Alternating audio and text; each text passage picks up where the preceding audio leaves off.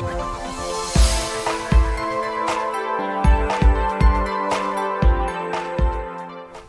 welcome to Flooring Models kit review time. Okay, so what we've got here is Hobby Boss's latest 1/48 scale. This is the TA152C11. It's basically a version of the Focke-Wulf 190. Okay, lots of different things to do with this one. It's got obviously a lot longer wingspan, it's thinner, it's generally a little bit more sleeker, but as you can see, pretty new kit, as I say, it's just come out. Quite a small box, okay, it's only 15 quid, so it's not going to break the bank, this one. And just generally looking around it, we've got a little bit of the artwork on the box, a little bit of the development from the 190 to the TA152C as it goes through. A few little bits there on the box, but generally pretty not much going on in there. So I haven't even opened this box to have a look. So we have the usual what's coming out soon, okay. So we've got some things there on the way. So we've got the Doria, obviously the one we're doing here, New York, some of their nice trains that they do as well, which is one thing we must look at. So down in here, not too bad at all, quite a stuffed box, lots of things going on. So we'll just have a look at the instructions. Okay, so we have a colour call out sheet, which we'll look at in a second.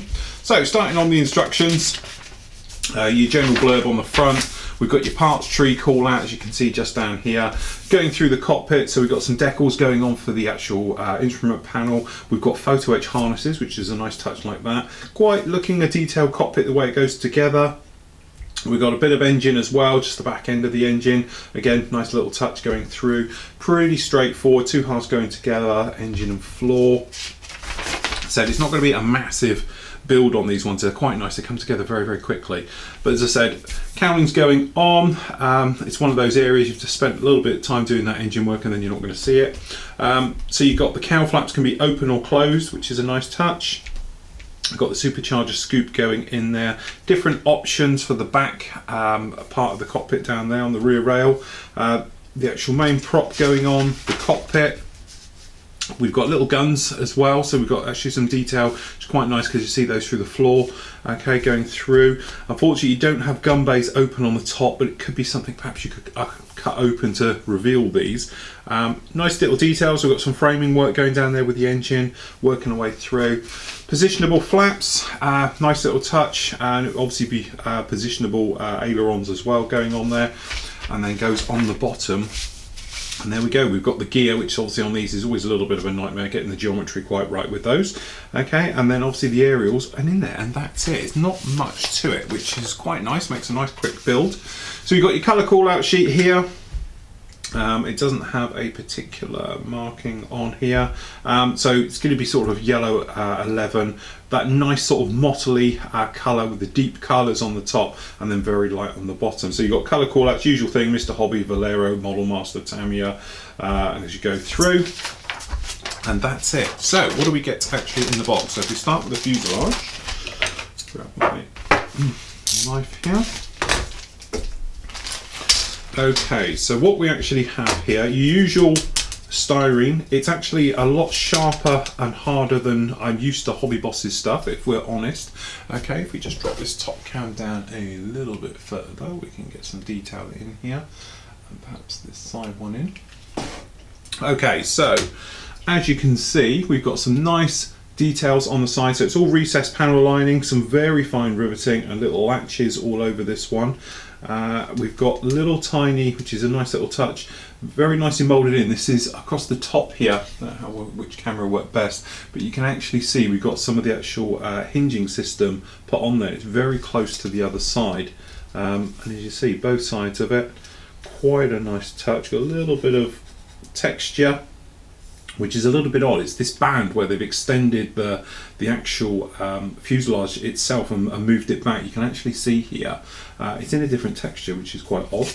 Okay, down on the inside we've got some ejector pin marks, but nothing you'd really worry about. They're all out of the way. Some nice secure locating tabs and everything on, so very nice detail on that one. Next up we've got, let's have a look at these. These are the front over the top of the engine, so we've got the gun bays and the tops of the cowls as well. So we get two versions, number 6 and 7. Didn't see that in the instructions. I'm just looking for a difference. As you say, it's quite hard to see, but this one's a little bit flatter on this side than the other one, and how well you can see on the top here. But this one here is a little bit more squashed down. This one's a little bit higher at the front, so we've got two different types in there. The wing sections themselves, so the biggest screw we've got here. So again, looking at the detail on the wings, you can see we've got a nice mixture of recessed and raised. So we've got some of these hinging for the gun areas and the undercarriage, things like that from the top. Some little lumps and bumps all over it, which are very nicely done. Lovely little detail with these recessed latches and things like that on these. These are absolutely lovely.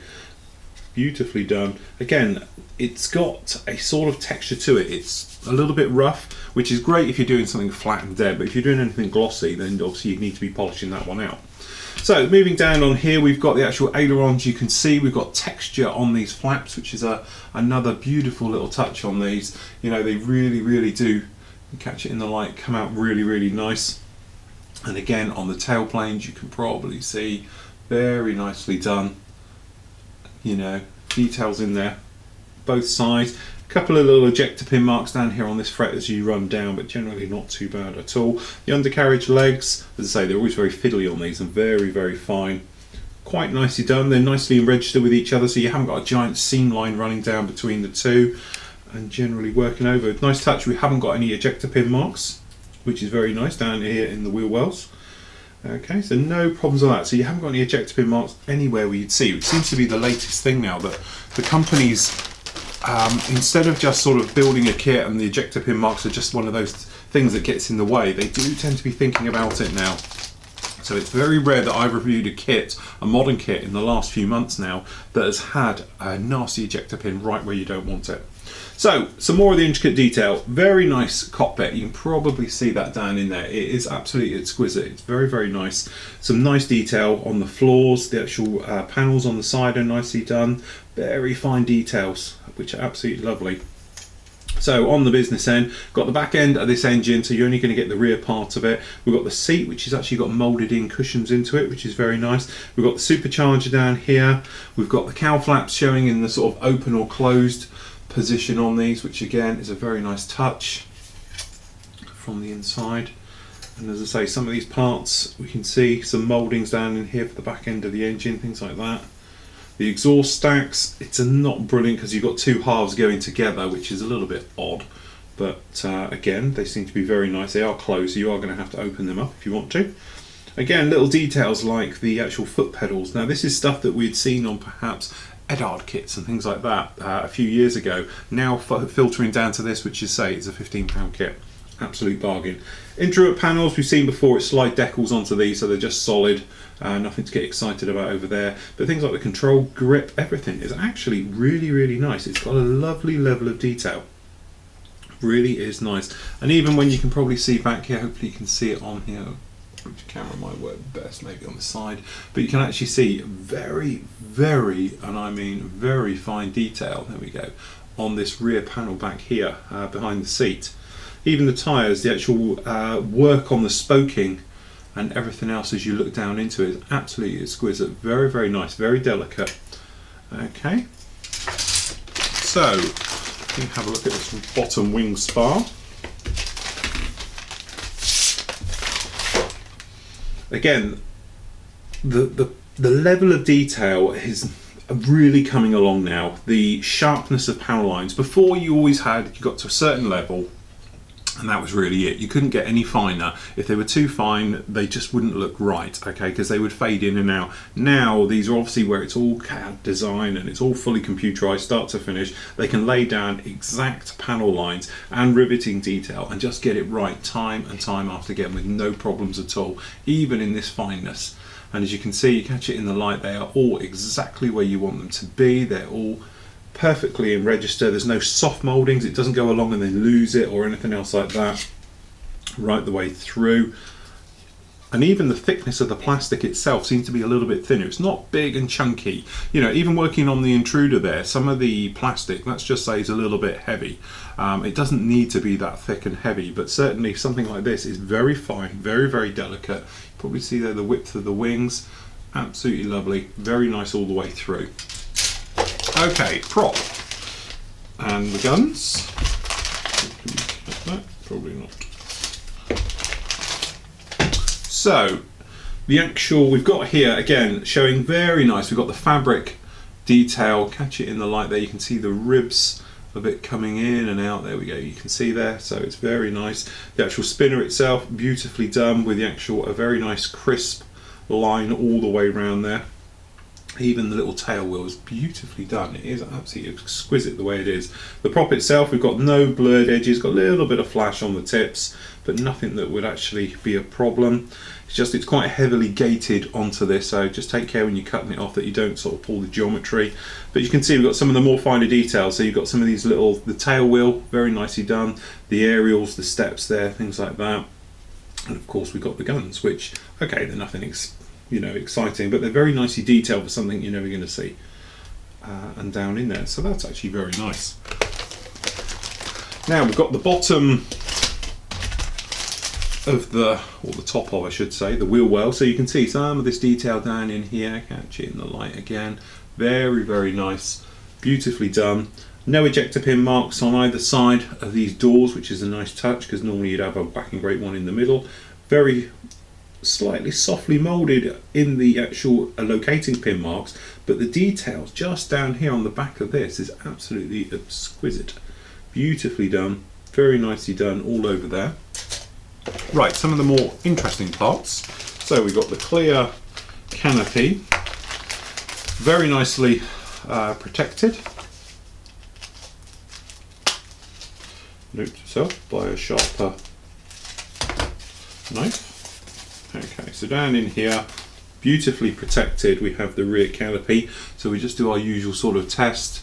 You can see yourself, there's a little bit of warpage in there, but because of its scale, it's very hard to stop it. Certainly the front one, we pop it over this line, you can see, yeah, a little bit in there, but as I say, because of the scale, but there is beautifully crystal clear, okay? It's not too thick. Again, there's no ejector pin marks or anything else. It's single part. There's no center seam line to worry about or anything else like that. Very nicely done. We'll just pop this in here to protect it. Keep him safe. We have here a very nice piece of photo etch. So actually what you've got, I don't blind you with the camera, there we go, catch it in the right light. You can actually see, this is that real one where you can obviously have as a metal piece. But you can see the detail. That detail is just the same on the plastic, which is quite nice. Some harnesses, as you can see down there, which is very nice. A little bit of photo etch. Steps, rudder pedals even. So you can replace those as well. Got a couple of blades and more antenna. But again, it's a nice little touch. Okay, it's not as thin as some manufacturers, but it's certainly not as thick as I've seen it in the past. So that's quite a nice touch. And we have the decals. So we just pop these out. Bit nasty, as you can see the way this has been put on here. So I don't know if it's moved in the bag, but obviously it's right on the top of a decal, which is going to be very gently pulling it apart. Now you can see, but that is right over that decal. But it looks like we've got away with it. So what I'm going to do is just get rid of it totally. This is where it goes. Wouldn't be the first time. Okay, so usual thing, the SWAT sticker is put into bits. We've all been through this before. Seems to be nicely in register. They don't look too bad. It's got little marks on it, but it could be just where the paper hasn't been sitting flush and it's been rucked up. And that, to be honest, that sticky tape is extremely tacky. It's gluey. It's everywhere. So you just be a little bit careful. Everything looks in register though. Even the little walkways, they also look quite nice as you work your way through. These colour bars at the back, probably easier to sort of mask and spray yourself. And then these little guys just down here, which is going to be, let's grab that new blade. So what we can do is, and this is your instrument panel. Okay, perhaps a little bit of a weak area on this one, but in its scale, it's quite acceptable. I wouldn't worry about it too much. Got this nice colour geometry for the controls and everything at the top. I don't know, it just doesn't look brilliant, okay, especially when you've got these that are just black. I know it's obviously just going to be black down there on the inside, but perhaps a little bit of a weak area of the kit. So there we go, £15. I think it's a bargain. You know, it is absolutely nice. Okay, it's not your standard FW190, your Butcher Bird, but it is a derivative of it. Something a little bit different, a little bit quirky, and everything else with it. Certainly the technicalities of the kit look absolutely stunning. Everything you could ever ask for. So you've got no ejector pin marks in any bad areas. There's no sign of flash and all the usual bits like that. It's a lovely, clean, fast build kit. So there we go, 15 quid. It is the PA 152C11 kit. Absolutely lovely, go and get one.